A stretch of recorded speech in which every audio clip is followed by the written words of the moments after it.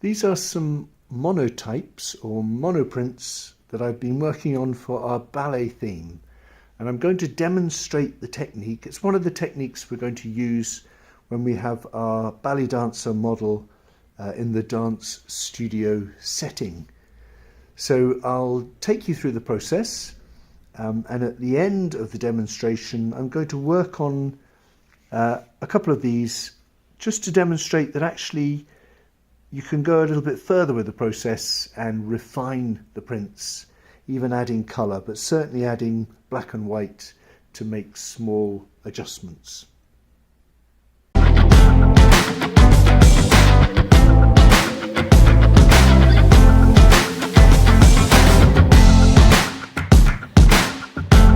So we begin the monoprinting process with some water-based block printing ink, which I'm spreading out on a piece of Perspex.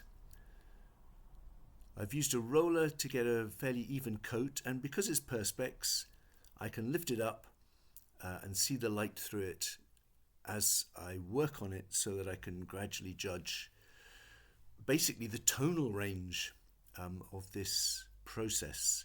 So I've got a photograph of a dancer, and I'm beginning just with the end of a brush to draw out some lines. But as I say, this is very much a tonal technique where light and dark shapes are created, a bit like sort of charcoal rub away drawing, really. In the case of this process, you rub away the black ink. So now I've taken one of those wet wipes, and that's very good for lifting off a lot of ink, but I don't just want black and white areas. What I want are a whole range of grey tones and also textures. And you'll see that as well as using the wet wipe, I'm using my fingers, and there are actually some great details you can observe in Degas monotypes, where it's clearly a fingerprint or a thumbprint that has created the texture of a face or another part of the figure.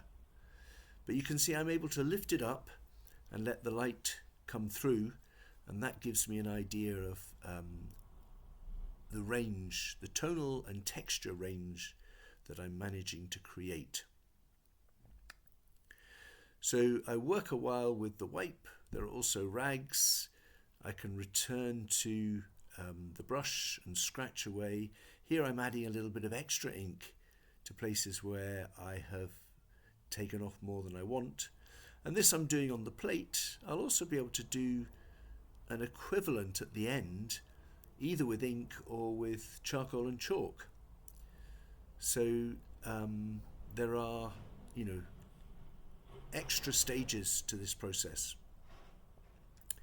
So in a moment I'm ready then to take a print. So I'll lay a piece of newsprint, which is sort of extra sensitive paper. I'll use the roller to take a rubbing, and then when I lift it off, my print will of course be a reverse of my subject. And here I felt there was almost too much contrast, too much black and white. So out of curiosity I took a second print which had less black and a slightly more even range. And here I'm using some charcoal and some chalk to make some refinements to an earlier print I made. And I felt with the one that I've just demonstrated, it's really the negative shape of the background that I should work on to bring out the figure. So I've ended up here just darkening it. And that really is the monoprinting process. And we'll try that on Monday.